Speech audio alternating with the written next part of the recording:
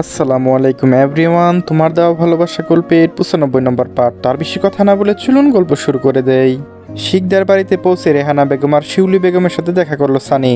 নাদিয়া আর রেজা ছুটে এসেছে সানির আগমনের কথা শুনে। সানিকে তার বড় মার ছোট মা মন বড় দোয়া করলেন। এই দুজনের জন্য মূলত আসা। সাইফ রেজওয়ান শিকদার আর শিপন রাজওয়ান শিকদারের দুজনকে কেউ বাড়িতে নেই। তারা বরাবরই ব্যস্ত মানুষ, আর এখন আর ব্যস্ত সামনে কমিটি গঠন নিয়ে। নাদিয়া ছুটে এসে বলেছিল তোহা তাকে ডাকছে, তাই স্থানীয় পা বাড়লো তোহার ঘরে। দরজার সামনে দাঁড়াতেই তোহার কণ্ঠে মুগ্ধ করার সুর ভেসে আসলো কানে। তুমি আমার মতন মুড়িয়েও মুড়িও, শ্যাম কলঙ্কের হাল গলতে পুরিও, তুমি পুরিও তখন আমারই মতন। বুকে লয়া মুখে চিতা বনমালী, তুমি পরজন্মে হয়েও রাধা। গানের সুর থেমে যেতে গলা খাকিয়ে দিয়ে শুকনো কাশি দিল সানি। তোহা বেশ অপ্রস্তুত হয়ে জবাব দিল, সানি ভাই। সানি ঠোঁটের কোণে হাসি এনে দেয়ালে হেলান দিয়ে দাঁড়ালো। দুই হাত বক্ষে ভাঁজ করে রসিকতা সুর টেনে বলল, কার প্রেমের দেবদাসী হয়ে সুখ পালন করছ। তোহা এত সময় অপ্রস্তুত থাকলেও সানির এমন রসিকতা বিরক্তের ছাপ ফুটে উঠল মুখে। তবে তর্কে জড়ালো না সানির সাথে। প্রসঙ্গ এড়িয়ে এগিয়ে গেল সানির দিকে। ঠোঁটের কোণে মৃদু হাসি রেখেই বলল, হ্যাপি বার্থডে সানি ভাই। ধন্যবাদ, আপনার জন্য গিফট আছে। সানি কিছু সময়ের জন্য একটু অবাক হয়ে থমকেছিল, পরক্ষণেই ফিক করে হেসে দিল সানি। সানির হাসির কারণ তোহা বুঝতে বাকি নেই। সানিকে আজ অব্দি তোহা কোনো উপহার দেওয়ার দুশ্চিন্তাও করেনি কখনো। বরং সানি কোনো ভালো উপহার পেলে কেড়ে নেওয়ার চোখ কষ্ট সবসময়। সে মেয়ে আজ তাকে উপহার দিচ্ছে, অবাক হয় স্বাভাবিক। সানি হাস্যোজ্জ্বল কণ্ঠেই বলল, যে মেয়ে বুদ্ধি বয়স থেকে আমার জন্মদিনে আফসোস করে সে কিনা আমার জন্মদিনের গিফট দিচ্ছে, ইন্টারেস্টিং। তোহা বিরক্ত হলো, এবারও এর প্রতি উত্তর দিল না। আজ অন্তত কোনো তর্ক বিতর্ক নয়। তোহা বেশ আগ্রহ নিয়ে বলল, চোখ বন্ধ করুন। সানি বউ পাকালো একবার, কৌতূহল নিয়ে চোখে পাতা বন্ধ করে নিল। তোহা পিছনে লুকিয়ে রাখা একটা চাবি গুছালো বের করে আনলো। শামুকের চাবির রিং, সঙ্গে 3টা চাবি ঝোলানো। তোহা ঠোঁটের কোণে হাসি রেখে সানির মুখের সামনে চাবির রিং নাড়াতে নাড়াতে বলে উঠল, এবার তাকান। সানি চোখ মেলে চাবির রিংটার দিকে তাকিয়ে শুকনো ঢুক গেল একবার। চাবির ঝনঝনে আওয়াজে বুকটা মুচুর দিয়ে উঠল তৎক্ষণাৎ। অবিশ্বাস্য দৃষ্টিতে তাকালো তোহার মুখের দিকে। সানির কণ্ঠস্বর যেন কথা বলার শক্তি হারিয়ে ফেলেছে। শুধু তাকিয়ে আছে তোহার মুখের দিকে। তোহা সানির নীরবতা ভাষা বুঝে হ্যাঁ সূচক মাথা নাড়ালো শুধু। সানি কম্পিত হাতে চাবিটা ধরল। তোহার দিকে কৃতজ্ঞতার দৃষ্টিতে তাকিয়ে জড়তা কণ্ঠেই বলল, thank you so much. Toha মৃদু সুরে হাসলো শুধু। সানি আবারও ধরা কণ্ঠে বলল, বড় আব্বু যদি জানতে পারে তোমাকে অনেক কথা শোনাবে। তোহা আশ্বাস দিয়ে বলে উঠল, বাবা জানবেই না। লকারে থাকে এই চাবি, বাবা আসার আগে আমরা লুকিয়ে রাখবো। অনেক কষ্টে লকারে পাসওয়ার্ড জানতে পেরেছি। সানি অনুতপ্ত কৃতজ্ঞ নিয়েই বলল, again thank you so much. 17 বছর পর বাবার ঘরে পা বাড়াচ্ছে সানি আজ। পা যেন কাঁপছিল অনবরত। এই ঘরে তার বেড়ে ওঠা। তার 26 বছর বয়সে সবচেয়ে সুন্দর 8 বছর কাটিয়েছে এই ঘরে। আর সবার মতো তারও পূর্ণতা একজোট ঝামেলাহীন জীবন ছিল। যে 8 বছর তার সবাই আপন ছিল। কোনো আফসোস নামক সৌভাগ্য ছিল না।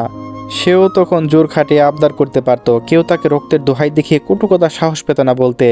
তার উপর জুলুম করতে পারত না। সেও কারো গলা জড়িয়ে ধরে অভিযোগ করত। কি তৃপ্তিময় ছিল সেই সময়গুলো। এই সমাজে মানুষটি খুনি পাপিষ্টে হলেও তাকে এ ছায়া পড়তে দেয়নি। তার ভালোবাসা ছিল সীমাহীন গভীরতা। তার যত্নে, তার আদরে যেন অসীম শান্তি লুকিয়েছিল। যার জন্য এই 17 বছর পরও তার মন ছটফট করে। বিশি পড়া এই দূরত্ব। এখনও অবিশ্বাস লাগছে সে ঘরে আশ্রয়ে প্রবেশ করতে পারবে। যে ঘর দীর্ঘ 17 বছর ধরে তার জন্য তলাবদ্ধ। সানি প্রতিটা মুহূর্ত জানতে চায় সে ঘরে আজও তার জন্য শান্তি লুকিয়ে আছে কিনা। তার বাবার শৈলে সেই ঘ্রাণ এখনো ঘরে রয়েছে কিনা। সানি প্রতিটা মুহূর্ত জানতে চায় সে এই ঘরে আজ তার জন্য শান্তি লুকিয়ে আছে কিনা। তার বাবার শৈলের ঘ্রাণ এখনো এই ঘরে রয়েছে কিনা। তার বাবার রসিকতার ছন্দ, হাসির ঝংকার এখনো এই ঘরে বাজে কিনা। সানি কম্পিত হাতে তালাতে হাত রেখে চাবি প্রবেশ করানোর আগেই তার কম্পিত হাত থেকে চাবিটা হারিয়ে গেল চোখের পলকেই। সানি বেশ চমকে উঠে পাশ ফিরে তাকালো। সাইফ রেজওয়ান শিকদার বেশ রক্ত চেহারা নিয়ে তাকিয়ে আছে সানির দিকে। তোহা শুকনো ঢুক গেল একবার। এই মুহূর্তে তার বাবার আসার কথা নয়। তোহা অসহায় দৃষ্টিতে তাকালো সানির মুখের দিকে। সানির চোখ জোড়া ভিজে আসছে। 17 বছর ধরে আনাহারে থাকা একটা মানুষের হাত থেকে নিষ্ঠুরভাবে খাবার কেড়ে নেওয়া হলো। সানি অসহায়ভাবে হাত পাতল সাইফ রেজওয়ান শিকদারের দিকে। কম্পিত কণ্ঠে বলল, বড় আব্বু চাবিটা দিন। সাইফ রেজওয়ান শিকদারের গম্ভীর কণ্ঠে জবাব দিলেন, খান বাড়িতে থাকতে এই চাবি পাবে না। জানোই তুমি, তবু এই আবদার করছো কিভাবে? তোমাকে ছাড় দিয়েছি বলে ভেবো না তুমি আমার ভাইয়ের খুনির ঘরে থেকে এই ঘরে প্রবেশ করতে পারবে। আপনি আমার মাকে ঘরে আনুন, এই বাড়িতে চলে আসবো আমি। সাইফ রেজওয়ান শিকদার দাঁতে দাঁত পিষে বলে উঠলেন, তোমাকে বেশি আদর করার সাহস বেড়ে গিয়েছে তোমার সব আবদার আমি মেনে নিয়েছি, তাই বলে এই যে তো তোমার মেনে নেব ভাবলে কি করে তুমি? সানি স্পষ্ট ভাষায় জবাব দিল, এটা জেদ নয় বড় আব্বু, এটা অধিকার, এটা প্রাপ্য হক, যেটা আপনি ক্ষমতার জোরে কেড়ে নিয়েছেন। অধিকার হক আমাকে শেখাতে এসো না সানি। শুধুমাত্র তোমার জন্য আমার ভাইয়ের খুনি আমার সামনে দিয়ে হেসে বেড়ায়। যে নিজের বাবার খুনির জবাব দিতে পারে না সে কিসের অধিকার কথা বলতে আসে? তুমি আজ অব্দি সন্তানের দায়িত্ব পালন করেছ? সানি সাইপ্রিয়া জোয়ান শিকদারের চোখে চোখ রেখে স্পষ্ট ভাষায় জবাব দিল, হ্যাঁ বাবা, অভিশপ্ত পাপ জীবন থেকে মুক্তি দিচ্ছি, যেটা আপনার অন্ত চোখে কখনো বুঝবে না। সাইপ্রিয়া জোয়ান শিকদার হুঙ্কার দিয়ে উঠলেন তৎক্ষণাৎ, তোমাকে ছাড় দিয়েছি, একদম আশকরা দিয়ে ফেলেছি আমি। তোমাকে ভালোবেসে কি কমতি রেখেছি আমি? খানবারে আহার খেয়ে অকৃতজ্ঞ হয়ে গেছো তুমি। তোমার কোনো আবদার আমি মেনে নেই না। হ্যাঁ, বড় আব্বু হয়ে আমি তোমাকে একটা কথা বলি, সেই কথা অবাধ্য হয়েছে তুমি। আমার কথা অবাধ্য হয়ে বেরিয়ে গিয়েছো ঘর থেকে, আমি তবু তোমার আবদার এখনো মেনে নেই। আর তুমি 17 বছরে আমার একটা আবদার মানতে ব্যর্থ তুমি। তোমার শরীরে কি আমার ভাইয়ের রক্ত বইছে সানি? আদৌ কোনো মূল্য রয়েছে তোমার কাছে আমাদের? সানির চোখ জোড়া লাল, তবে অশ্রু গড়িয়ে পড়ছে না। অকৃতজ্ঞ শব্দটা মস্তিষ্কে নিউরনগুলোর যন্ত্রণা ভয়াবহ বাড়িয়ে দেয়। অসহ্য করে এ যন্ত্রণা। সানি কম্পিত সুরে বলে উঠল, তার শাস্তি তো 17 বছর ধরে আমাকে দিয়ে আসছেন। এই যে বাবা ছেলের মাঝে বিশাল তালা ঝুলছে। আপনাদের মূল্য রয়েছে বলে আমি এখনো চুপ বড় আব্বু। আপনার এই একটা কথা অবাধ্য হয়েছি, আমি আর কোনো কথার অবাধ্য হয়েছি আপনি আমাকে বলতে পারবেন? যখন যে কাজ শিকদার বাড়ি সব করেছি আমি, বেশ শুধু অবাধ্য হয়েছি আমার বিধবা মার সঙ্গে দিয়েছি, যার গর্ভে আমি ছিলাম। আমি বড় আব্বু, আমার মার কোনো দোষ নেই। আমার বাবার মৃত্যুর শোক আপনার গায়ে তো দেখছি না, শুধু দেখছি প্রতিশোধার ক্ষোভ। আর আমার মাকে শোকে এখনো জড়িয়ে নিয়ে বেড়ায়। বাবার শোকে এখনো তার গায়ের রঙহীন কাপড়, ত্যাগ করেছে সব সাজসজ্জা। এই সমাজ আমার মাকে ঠকাতে পারে, কিন্তু আমি আমার গর্ভের সন্তান হয়ে পেরে তাকে ঠকাতে পারবো না। এটা আমার অন্যায় আপনার দৃষ্টিতে।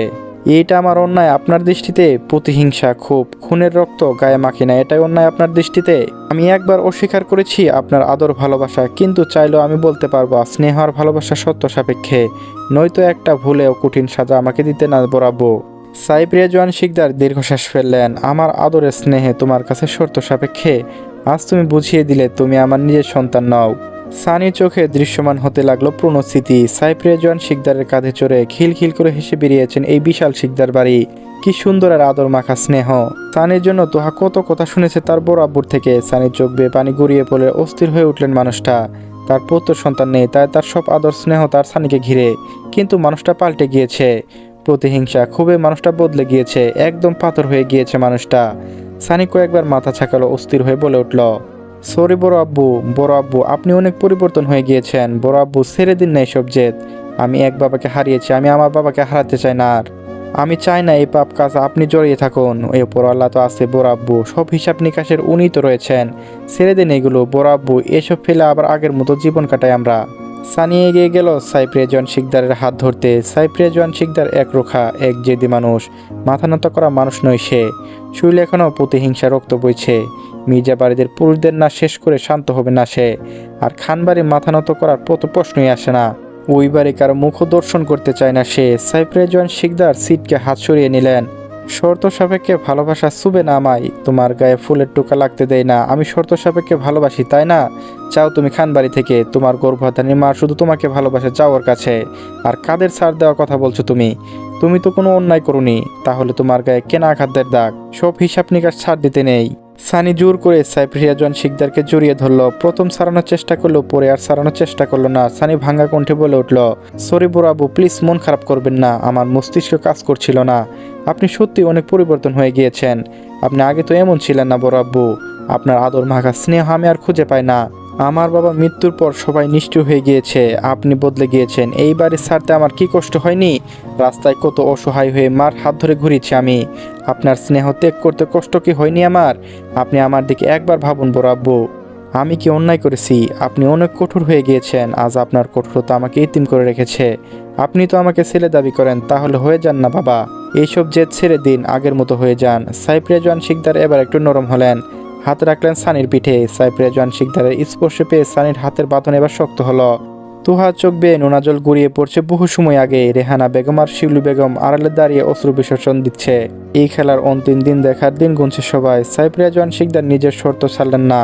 নিজের শর্তে সে অটুট, শুধু মায়ার টান একটু ঠাই দিল। সানি আবারও ভাঙা কণ্ঠে বলে উঠল, বড় আব্বু প্লিজ চাবিটা দিন আমাকে, প্লিজ বড় আব্বু, আমার মাকে এই ঘরে আনুন। বড় আব্বু প্লিজ এই ঘরে আমার মাকে আনুন।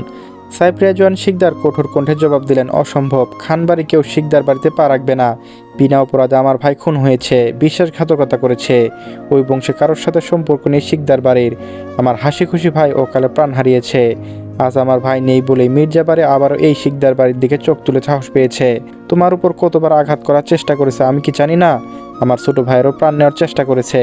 ছাড় পাবে না কেউ। সাগর মাইন শিকদারের মৃত হলেও তার বড় ভাই জীবিত। সানির হাতের বাঁধন খুলে গেল এবার। হতবাক দৃষ্টিতে তাকালো সাইপ্রিয়া জন শিকদারের মুখের দিকে। চেহারা এখন ওই কঠোরতা। সানি আজও বুঝতে ভয়ঙ্করভাবে ব্যর্থ। এই দ্বন্দ্ব মেটানো আজও ব্যর্থ। এই রক্তের খেলা মেটানো আজও ব্যর্থ। সাইপ্রিয়া জন শিকদার আবার একটা শর্ত ছুড়ে মারলেন, তবে একটা শর্তে এই চাবি পেতে পারো তুমি। সানি এবার ভীষণ আগ্রহ নিয়ে বলে উঠল, কি শর্ত? মাসখানেক আগে বলেছিলাম আমার ঘনিষ্ঠ লোকের মেয়ের কথা। তাকে বিয়ে করতে রাজি হয়ে যাও, চাবি পেয়ে যাবে। এই চাবি তোমার কাছেই থাকবে, আর শিকদার বাড়ির পুত্রবধূ শিকদার বাড়িতেই থাকবে। তুখর মস্তিষ্কে সাইপ্রিয়া জনের শিকদারের শুকনো চোখ এঁকে ফেললো এক মুহূর্তে। সানি কয়েক পা পিছিয়ে গেল। চোখে দৃশ্যমান হলো আজ সীমা লঙ্ঘন করে কতটা নিকটে গিয়েছে তার রমণীর। সেই নরম ঠোঁটের স্পর্শ, মায়াবী চাহনি, তার উষ্ণ শ্বাস একটু চোখ বন্ধ করে অনুভব করতে পারছে। তার দিয়ে আসা প্রতিশ্রুতি এখনো হয়তো তার রমণী স্বপ্ন বুনছে। তার রমণী ছাড়া অন্য কেউ তার অর্ধাঙ্গিনী হবে ভাবতে গা শিউরে উঠছে সানির। সমস্ত শরীর ঝাঁকুনি দিয়ে উঠল একবার। সানি এবার শক্ত গলায় জবাব দিল, আমি পারবো না। কেন, কি সমস্যা তোমার? তোমার কোথাও পছন্দ রয়েছে বলো আমাকে, যদি ভালো হয় বিয়ে করবো আমরা। আর যদি পছন্দ না থাকে তাহলে সে মেয়েকে বিয়ে করো। আমি নিজে দেখেছি রূপে গুণে অপছন্দ করবে না কেউ। সানি শুকনো ঢোক গেলে একবার। আর চুপ থাকবে না সে। সবসময় শর্ত ক্লান্ত হয়ে পড়ছে সানি। আর চুপ থাকার বিষয় নয়, আজ না হয় কাল সম্মুখে আসবেই। এই শর্ত সম্মুখে দাঁড়াতেই হবে তার। বরং নিজের অনুভূতি লুকিয়ে রাখতে রাখতে হাঁপিয়ে উঠেছে। আর সব হিসেব মিটিয়ে নেওয়া ভালো। তোহা ভয়ার্ত দৃষ্টিতে তাকিয়ে আছে সানির মুখের দিকে। সানি শক্ত কণ্ঠে জবাব দিল, আছে। সাইপ্রিয়া জন শিকদার স্বাভাবিকভাবে বলে উঠলেন, তাহলে বলো লুকিয়ে কেন রাখছ? সানি দ্বিগুণ শক্ত কণ্ঠে বলে উঠল, চলবে। পরবর্তী পার্টও আপলোড দেওয়া হয়ে গেছে, তো সবাই দেখে নেবেন। লিঙ্ক আমার এই ভিডিও ডিসক্রিপশন বক্স এবং স্ক্রিনেও ভেসে উঠবে, সেখানেও ক্লিক করে দেখে নিতে পারেন। ধন্যবাদ।